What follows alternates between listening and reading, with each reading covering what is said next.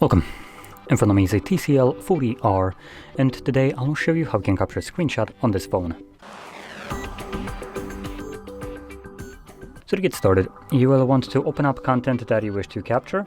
I'll be using home screen as an example for this, so it's already open and visible on my screen. Just make sure that what you want to capture is right now visible on your display, and once that's the case, press the power button and volume down at the same time. We'll have this flash along the pop-up with scroll, share and delete options, and after a moment it does disappear. Once it disappears, you can find the captured screenshot in your Photos application, which looks like they're not actually labeled alphabetically. So there we go.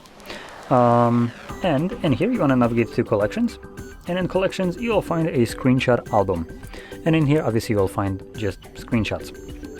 And here is mine. So there we go. Now if you found this very helpful, don't forget to hit like, subscribe, and thanks for watching.